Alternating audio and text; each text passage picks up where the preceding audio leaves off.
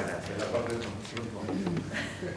Todos ustedes saben que la Iglesia vive en este momento un periodo de especial reflexión en torno a la familia, porque se trata de una cuestión capital para la existencia humana, para la existencia de todo ser humano. Por otra parte, la realidad social y cultural justifica que también desde la perspectiva de la evangelización, de la perspectiva pastoral, que es la misión fundamental que la Iglesia tiene, evangelizar, se centre la atención en esta realidad esencial para el ser humano, que es la familia. Para tratar esta cuestión, el Papa Francisco convoca como primer sínodo de su pontificado, el año pasado, un sínodo extraordinario, cuyo nombre es importante: los desafíos pastorales de la familia en el contexto de la evangelización. Se trataba de ver, en octubre del año pasado, qué desafíos presenta la realidad cultural y social actual en el mundo para que la Iglesia pueda cumplir su misión evangelizadora. Y todo esto en orden a un nuevo sínodo que se desarrollará del 4 al 25 de octubre próximo, de 2015, cuyo nombre también es importante, las palabras son importantes, los nombres también, la vocación y la misión de la familia en la Iglesia y en el mundo contemporáneo.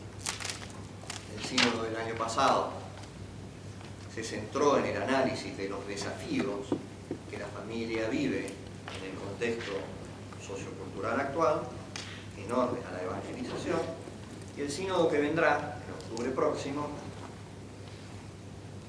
en cambio, se centra en lo que es más propiamente esencial de la familia cristiana, su vocación y su misión en la Iglesia y en el mundo. Brevemente quiero explicar qué es un sínodo, porque los sínodos en la Iglesia existen desde los primeros siglos. Un sínodo es una reunión de obispos convocada por el Papa para tratar un tema específico que tiene carácter consultivo, es decir, abrir un espacio de diálogo para profundizar una determinada cuestión trascendente para la vida del mundo y de la Iglesia, y ofrecer al Papa elementos para que él pueda luego tomar las decisiones que considere oportunas. El sínodo se diferencia de un concilio ecuménico precisamente en que su acción no toma resoluciones de orden pastoral, doctrinal o jurídico, sino que genera un espacio de diálogo muy importante para la colegialidad, porque el Papa no ejercita su ministerio solo, sino en comunión con todos los obispos del mundo, y le dé elementos que permitan luego servir a la Iglesia Universal. Es interesante decir que el primer sínodo del Papa Juan Pablo II, de San Juan Pablo II, al año y medio de ser elegido, también fue sobre la familia. De manera que estos dos pontificados, el de Juan Pablo II y el del Papa Francisco, comienzan destacando de un modo significativo el rol del matrimonio y de la familia en la vida de la Iglesia y de la sociedad.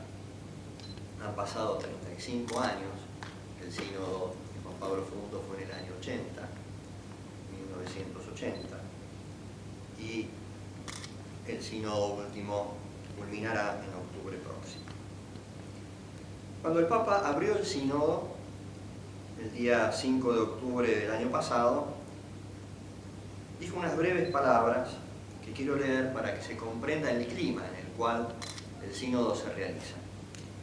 Imaginen ustedes una asamblea en un aula sinodal, que es bastante más grande que esta, con 250 miembros, 190 obispos, más o menos,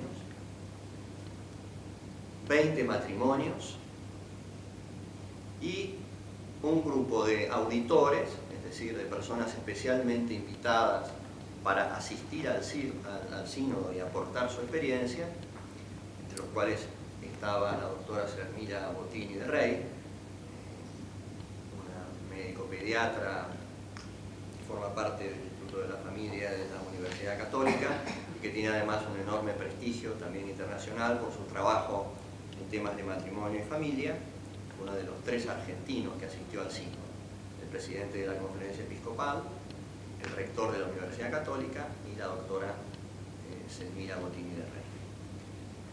Y además, un pequeño grupo de representantes de iglesias hermanas.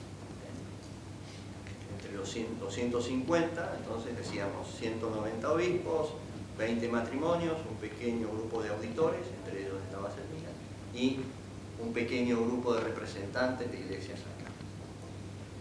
Con voz y con voto, exclusivamente los obispos, los 190 obispos. De modo que ellos tenían luego la responsabilidad de votar el documento. El Papa abrió el sínodo creando este marco de acción. Y cito a Francisco textualmente: una condición general de base es esta: hablar claro. Es necesario decir todo lo que en el Señor se siente el deber de decir, sin respeto humano, sin timidez. Y al mismo tiempo, se debe escuchar con humildad y acoger con corazón abierto lo que dicen los hermanos. Con estas dos actitudes se ejerce la sinodalidad. Hablar claro, decir todo lo que en el Señor es muy importante, porque supone que uno ha confrontado de algún modo con Dios lo que va a decir, no es un decir impulsivo, simplemente, sin timidez ni respeto humano, y a la vez escuchar con humildad y acoger con corazón abierto lo que los demás dicen. Dos actitudes que no solo sirven para un sínodo de obispos, sino para la vida familiar, para el trabajo profesional en una universidad o en cualquier otro sitio. Por eso les pido, por favor, estas dos actitudes: hablar con parresía y escuchar con humildad. Y concluyo diciendo: y háganlo con mucha tranquilidad y paz, porque el sínodo se realiza siempre cum Petro et sub Petro, con Pedro, es decir, con el Papa, y bajo el Papa.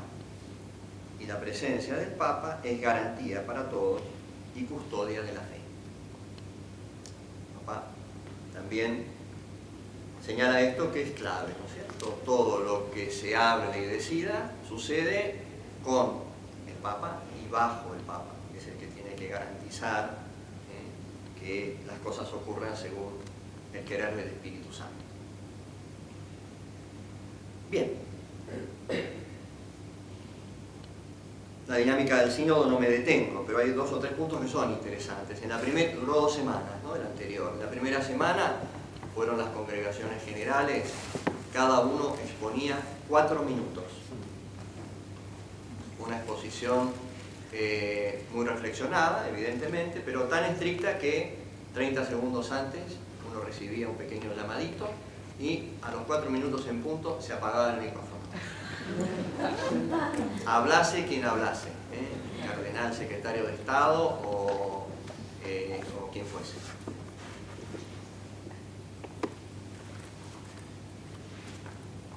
Esa primera semana concluyó con un documento intermedio del sínodo que procuró ser una síntesis.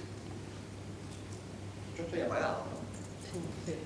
Ahora me sentí. Ahora Voy a sí. bajar la voz. Ahora Voy a bajar la voz. Esta primera semana concluyó con un documento intermedio del sínodo que generó un enorme impacto mediático, porque en ese documento, redactado por la Secretaría del Sínodo, se utilizaron algunas expresiones que fueron incluso objetadas desde dentro del mismo sínodo. El documento de mitad del sínodo es un simple documento de trabajo, no es un documento final, simplemente servía para ordenar los conceptos de la primera semana. Allí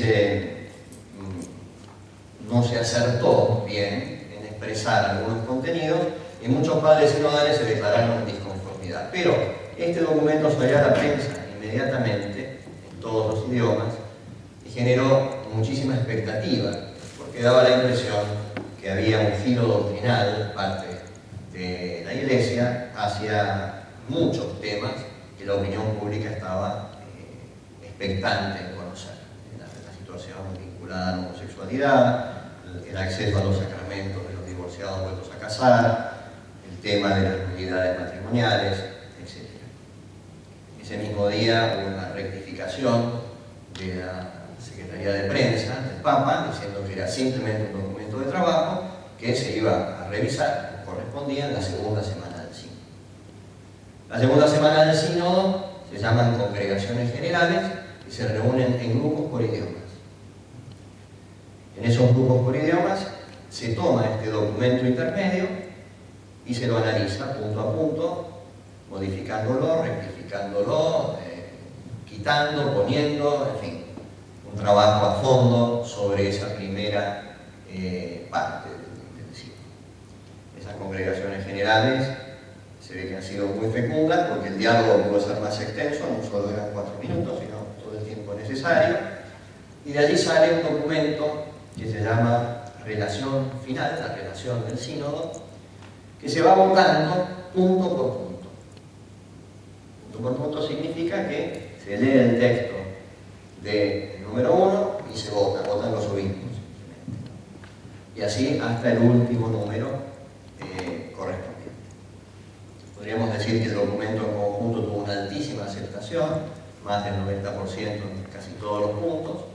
Solo 3 puntos resultaron que no alcanzaron los 2/3 de la votación, uno referido al tema de las nulidades matrimoniales, otro referido a la admisión a los sacramentos de la comunión y de la confesión de los divorciados vueltos a casar, y otro punto referido a la homosexualidad.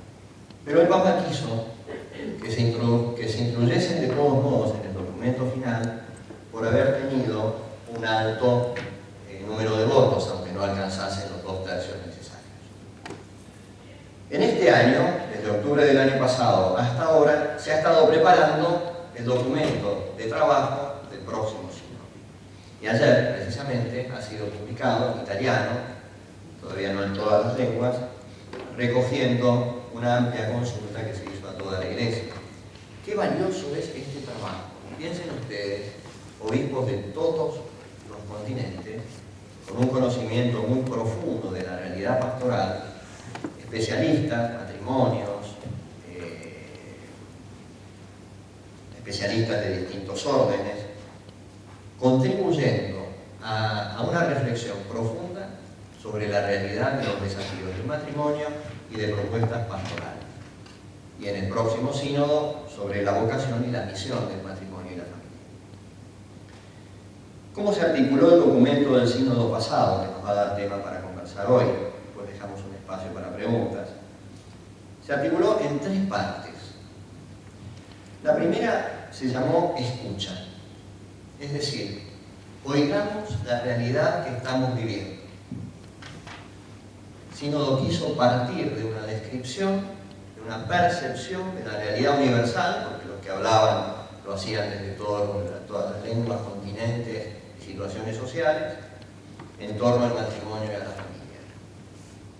Allí se enumeraron una serie de desafíos que la familia enfrenta hoy y después hablaremos de ellos. La segunda parte del documento se llama La mirada en Cristo, es decir, sobre la realidad del mundo actual queremos fijar la mirada en Jesús y comprender en profundidad el mensaje del Evangelio para el tiempo que hoy nos toca evangelizar. No para adaptar el Evangelio al tiempo, sino para iluminar desde el Evangelio estos desafíos que ya antes hemos percibido. Y la tercera parte del documento, que tiene un título un poco sugestivo, es decir, confrontación. Podríamos decir la unión de la realidad que hoy vivimos con el mensaje de Cristo, no en tono confrontativo, sino como propuestas pastorales para avanzar, para poder encarar una nueva etapa de la evangelización, pero sin que la Iglesia esté cerrada a una realidad que ha cambiado muchísimo en estas últimas décadas. Incluso desde el año 1980, con el sínodo de Juan Pablo II, que culminó con un documento postsinodal que se llama Familiares Consorcio, y yo les recomiendo mucho leer. Es un documento profundísimo, de enorme actualidad, profético en algún sentido. 35 años después, muchas realidades ahí mencionadas se han desarrollado y merecen una nueva reflexión. Entonces vamos a los planteos que el sínodo hizo y que van a ser retomados ahora en el sínodo de octubre, ya desde otra perspectiva, ¿no? Vocación y misión. Vocación y misión de la familia. ¿Qué desafíos se enfrenta hoy la familia? Están recogidos en los primeros puntos de la relación y yo hago simplemente una síntesis para poder desarrollar. Se habla de un cambio epocal, de rápidas transformaciones, con modificaciones antropológico-culturales que afectan profundamente al ser humano y su capacidad de establecer vínculos. Se señala también que es necesario describirlos y comprender sus raíces para evangelizar, porque de otra manera estaríamos obrando ajenos a la realidad que hoy afecta al mundo. Un elemento significativo que aportaba Selmira en un diálogo que tuvimos es que estos desafíos que ahora mencionaré son globales, es decir, no se refieren solamente al occidente europeo, como uno pensaría, sino que también están en Oriente, también surgen en África.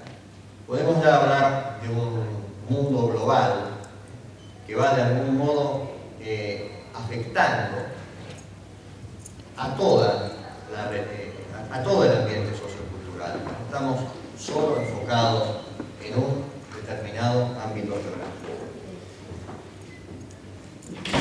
Estos desafíos enumerados de una forma concisa son los siguientes. Primero, individualismo exasperado. Son palabras textuales que el sínodo utiliza. Se percibe en el clima cultural una tendencia al aislamiento de la persona en sí misma, con una positiva dificultad de vivir el don de sí mismo, una apertura generosa que genera tensiones e inestabilidad en los vínculos claramente percibibles. Unido a este individualismo exasperado, el clima hedonista y consumista, que centra también cada vez más a la persona en sí misma, porque de algún modo el corazón humano está hecho para amar, y cuando uno no aprende a amar bien, o no ha sido educado en un buen amor, fácilmente las cosas materiales aparecen como un sucedáneo, algo enormemente atractivo en lo cual depositar al menos un pedacito de felicidad. Hoy me compré algo. Hoy me compré algo. Me sentí bien un ratito porque me compré algo. Y esto a nivel, podríamos decir, general, configura una cultura de altísimo consumo que va de algún modo saciando el ansia de felicidad que todo corazón humano tiene, pero no en el amor sólido, verdadero, sino en la experiencia de autosatisfacción que el hedonismo consumista puede dar. Segundo desafío, dice el sínodo, crisis de fe. El decaimiento de la fe, consecuencia de la secularización,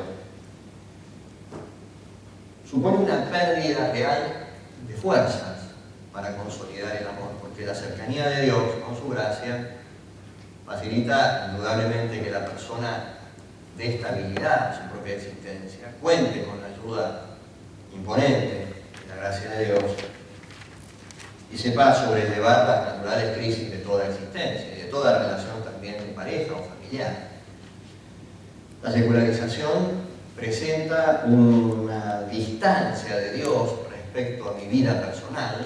Quizá no es la lógica del ateísmo militante que niega la existencia de Dios, sino algo aún más dramático, y es: Dios existe, o no sé si existe, pero sobre todo está muy lejos, más allá de las nubes, no tiene que ver con la realidad de mi existencia, no se ocupa de mí, ni yo de Él. Por otra parte, el avance tecnológico, científico, todo lo que el ser humano va logrando, de algún modo podría hacernos pensar que no nos es necesario que alguien con mayúsculas intervenga o esté cercano a nuestra vida. La secularización además plantea una especie de tensión dialéctica entre Dios y la libertad humana, ¿no? Mucho Dios, menos autonomía, podríamos decir. Y como anhelamos vivir en libertad, pero la libertad tampoco se comprende del todo, aquí hay una base de un fallo antropológico profundo, ¿no?, que hay que recrear en una antropología sana. Como quiero ser libre, Dios se me transforma a veces en un competidor, porque si Él existe, me da normas, me dice lo que tengo que hacer, y en el fondo yo quiero ser quien diga lo que quiero hacer, de un modo poner mi libertad en la cima, o ponerme a mí mismo en la cima. Esa crisis de fe se ha manifestado en la ruptura de la transmisión de la fe, generación a generación. En estas últimas generaciones, algo que ocurría con tanta naturalidad en los hogares cristianos, donde se aprendía a rezar en casa, con papá y mamá, o con los abuelos, donde el amor a la Virgen venía porque la Virgencita estaba en casa y cómo no ir a ella, donde los sacramentos se recibían con una gran alegría. Esa ausencia, podríamos decir, también de experiencia cristiana de los padres, ha repercutido en los hijos y ha generado una ruptura. El debilitamiento de la fe es un enorme desafío para la estabilidad del vínculo matrimonial y para el clima familiar. Tercer punto, como desafío que señala el sínodo. Aquí hay varias profesoras de psicología, con lo cual podrían enriquecer esto que voy a decir, no yo, sino el sínodo. Fragilidad afectiva. Fragilidad afectiva. El sínodo señala que muchos fracasos que se perciben globalmente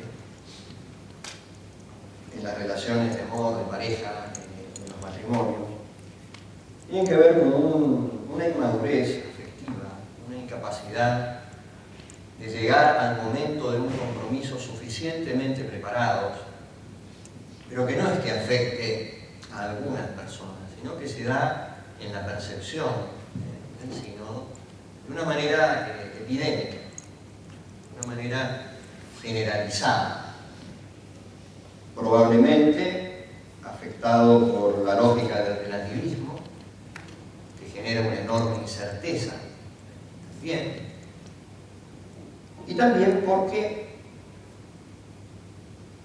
muchos ya proceden de una realidad familiar rota o inestable, es decir, ya hay generaciones donde el afecto materno y paterno equilibrado, en armonía, no se ha dado por diversos motivos, y entonces ese aprendizaje del afecto, el Papa Benedicto XVI decía que la familia es el lugar donde aprendemos a amar y ser amados. Y eso para el humano es trascendental. Es decir, no hay una escuela de actitudes profundas más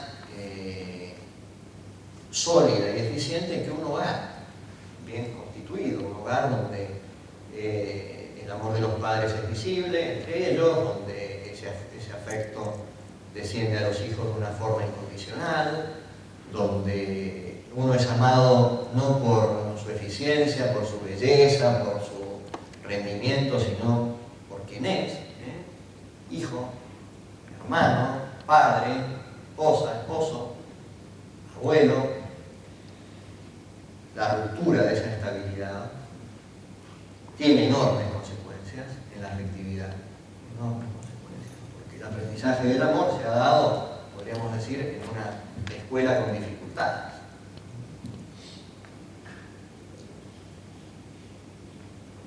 Otro desafío que el sínodo destacaba es la proliferación de formas de convivencia no matrimoniales, algo que décadas atrás se intuía, hoy se asume como una realidad constatable. Más del 50% de los niños que nacen en Capital Federal son extramatrimoniales. Muchas personas eligen convivir con orientación al matrimonio o sin orientación al matrimonio, sencillamente en convivencia definitiva. Hay otras formas de relación que ni siquiera es convivencia bajo el mismo techo, sino una realidad independiente. Es decir, surgen dentro de este clima, de algún modo, de fragilidad afectiva, de cierto individualismo, formas de vínculo sin alianza. Sin alianza. Aquí tenemos que darle importancia a lo que llevan en el dedo varios de ustedes, que llaman alianza, y que tiene un valor extraordinario. La palabra alianza es uno de los términos de más categoría en la Biblia. Alianza es lo que establece Dios con los hombres al elegir un pueblo, y alianza es lo que establece Cristo de una manera nueva al dar su vida y resucitar para salvarnos. Alianza es lo que establecen los esposos, cuando el uno al otro se dan un eslabón que tiene todo de amor y también todo de cadena, sin que eso suponga pérdida de libertad en absoluto. Las formas de vínculo sin alianza. A ver, hay quien también se pone una alianza porque ¿quién no quiere tener su anillo? Pero en el fondo se comprende también la mentalidad de que se siente muy inseguro a la hora de establecer un vínculo para siempre. Y sobre todo percibe que quizás está entregando parte de la plenitud de su propia persona a otro y no confía, no sabe si va a ser realmente feliz. Que diga, bueno, hasta ahí. Compartamos. Te quiero, convivamos, pero si finalmente no funcionamos, esto condiciona enormemente la relación. Supone muchas veces la exclusión voluntaria de los hijos, porque un hijo ya es una demostración muy consistente del amor. Entonces también se introduce desde diversas vías otro de los elementos que el sínodo destaca como desafío para la familia de hoy, que es la mentalidad antinatalista. Con todo lo que significa desde el punto de vista de la madurez del amor, porque un hijo no es simplemente alguien que se añade. Un hijo te hace madre, te hace padre, abre dimensiones en la persona que nadie más puede abrir. Por más amor que uno quiera vivir, hasta que el hijo no se hace presente, la madre no descubre su maternidad, me imagino. Y el padre tampoco su maternidad. Es decir, el hijo como don, no como derecho, sino como don, asumido como fruto del amor de los esposos, tiene una enorme trascendencia. Y la ausencia de hijo, la mentalidad antinatalista, no es simplemente un problema geopolítico, podríamos decir, están naciendo pocos, es un problema profundamente humano y personal. La decisión de no ser madre o de no ser padre. Sobre esta percepción, que no tenemos que interpretar como un diagnóstico pesimista, aunque sí, en su conjunto, preocupa, digo que no tiene que presentarse como un diagnóstico pesimista porque lo más alejado del cristianismo cristianismo es el descentralismo.